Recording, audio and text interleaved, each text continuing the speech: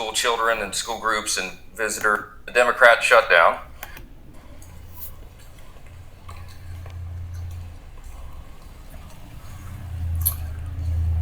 Well, good morning, everyone. Welcome to day 3 of the Democrat shutdown. You can see it's pretty empty around here.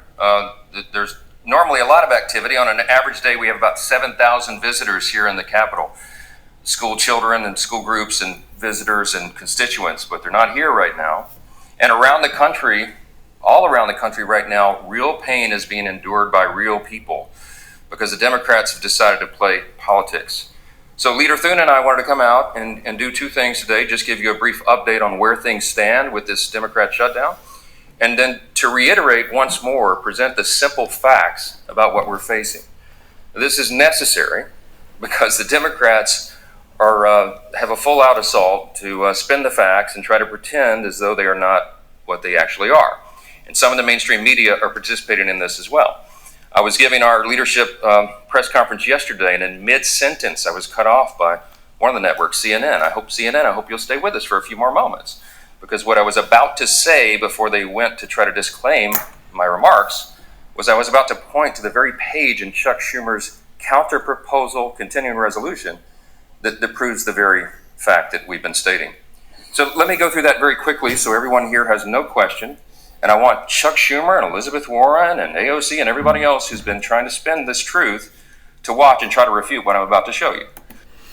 All right, so Speaker Mike Johnson from the U.S. House of Representatives is about to cook the Democrats. He's about to cook himself because he's dropping truth bombs. And, you know, this press conference happened earlier today, and I'm just reacting to it. And but you're going to see the reason why the government is shut down.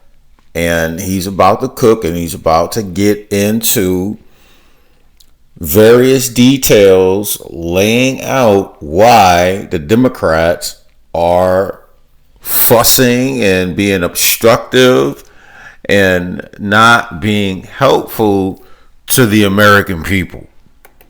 Now here's a visual aid, okay? This is the bill. This is the counter-proposal continuing resolution that Chuck Schumer and the Senate Democrats filed. 2 weeks ago, mid-September, the House passed a clean, simple continuing resolution.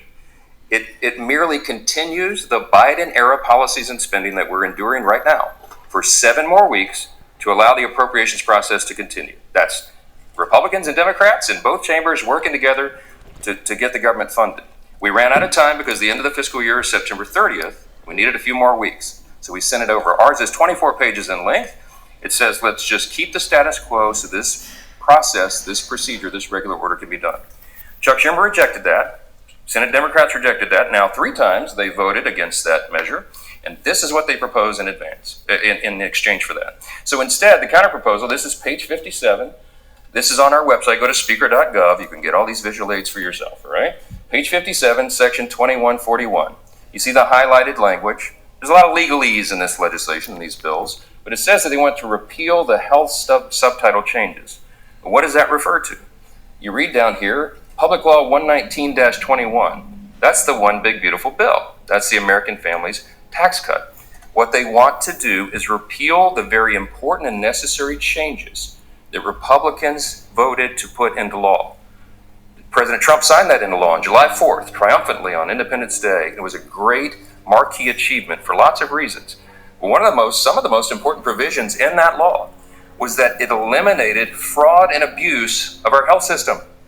Medicaid has been rife with fraud and abuse, and so we reformed it. Why? To help provide more and better health services for the American people. Because the problem with Medicaid is it's been abused. We have so many people on Medicaid that never were intended to be there. Data loss can destroy your business, but with salvage data, it doesn't have to. We recover any data from any brand, any model. When every byte counts, count on salvage data. See this property on Craigslist for $4,300 a month?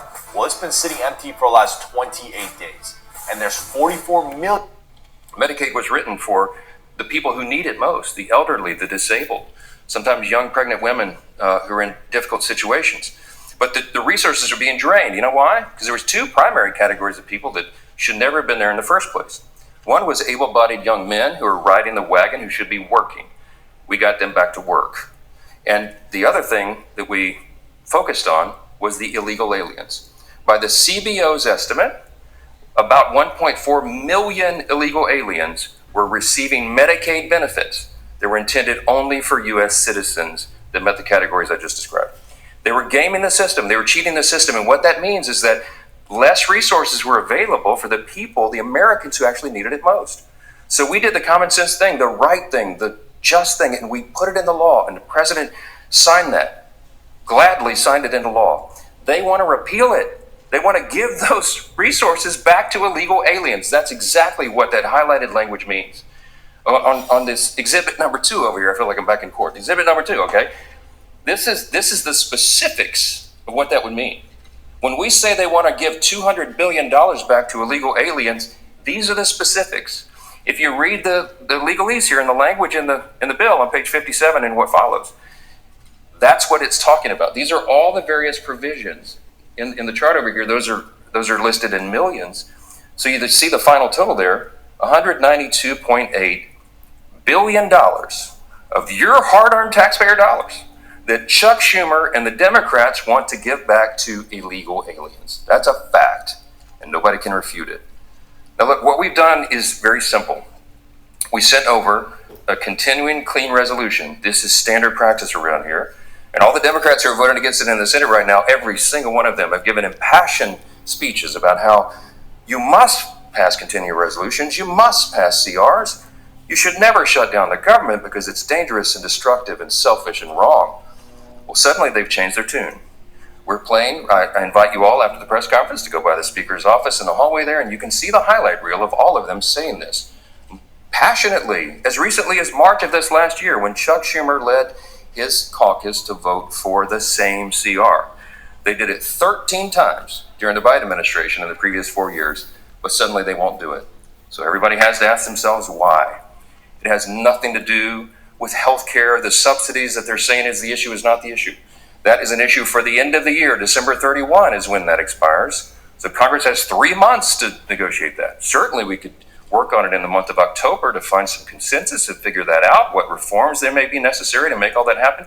Republicans are committed to the health care of Americans. We have already proven that. We are making health care more efficient and effective and more available so that we can bring down cost and premiums and improve quality of care. We put the goods on paper. We're doing that. And the CBO analysis that came out August 25th said that these changes that we put in our bill are doing exactly that. The Congressional Budget Office is not a Republican shop, as you all know. They typically go against what I'm doing, okay, but they had to admit that this is going to make 2.3 ineligible recipients no longer on the Medicaid rolls. It's going to save $185 billion for taxpayers. That's exactly what we promised, and that's what's going to be achieved. But we have more reforms coming to try to fix Obamacare, which is not working for the people. But you need common sense, responsible Republicans who are serious about policy to fix that for the people, and that's what we're working to do. The Democrats are stalling that because they need a political talking point. And why? Because Chuck Schumer, who leads the Democrats, is terrified that he's not going to win back his Senate seat. He's afraid that the Marxist far-left corner of his base is going to challenge him in New York. Maybe many of you have noticed New York is probably going to elect a Marxist for mayor. He's terrified by that development. Chuck Schumer is a far-left progressive politician, but he's not far enough left for this base. And so he's got to show a fight against the president. He's got to show that he's fighting Republicans.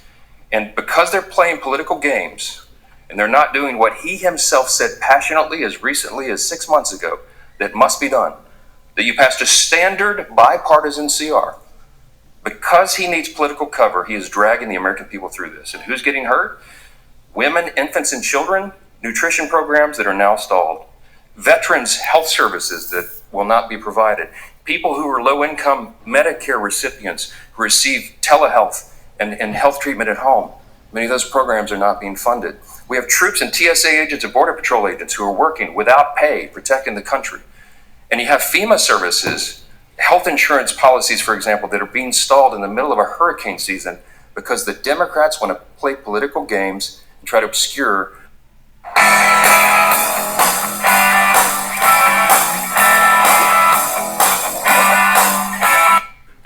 Democrats at issue. We challenge them. We challenge them to tell us why they're not trying to give illegal aliens health care again when they put it in their own bill. This is not Republicans playing games. I could have put Republican conservative priorities on the CR and sent it over there, but I didn't. And so when you all ask me, why aren't you negotiating with them? I don't have anything to negotiate. The Leader Thune and I can't take off Republican priorities that we put in the CR and say, hey, is that better? Could you vote for that? Because we didn't put them on there in the first place. Why? Because Republicans are being responsible. We're operating in good faith, and we're trying to get the Democrats to do their job, and they won't. Those are the simple facts, and they cannot be obscured.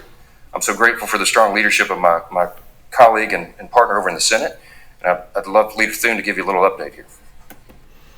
If you like the content so far, like, share, and subscribe, please. It'll help this video beat the algorithm and have access to folks who are interested in political content, and it'll help me reach more of an audience to spread the word that Chuck Schumer's shutdown is hurting millions and millions and millions of Americans.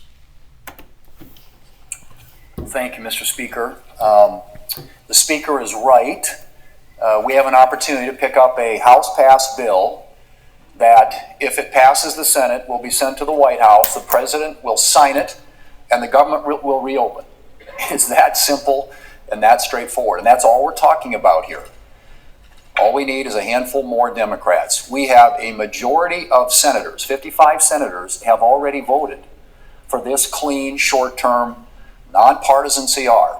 As the Speaker said, no policy riders, no gimmicks, nothing in here that benefits Republicans. This is a straight-up 7-week funding resolution, and we need it to keep the government open. And if we don't keep the government open, you'll have all the things that the Speaker just alluded to, all the Americans who are adversely impacted by this government shutdown. Now, this is something, as you all know, as recently as the last administration, during the Biden administration, when the Democrats had the majority here in the United States Senate, the Democrats on 13 different occasions voted for this, a short-term continuing resolution. Now, I have to ask, what's changed? What's different about this? What's different is who's in the White House.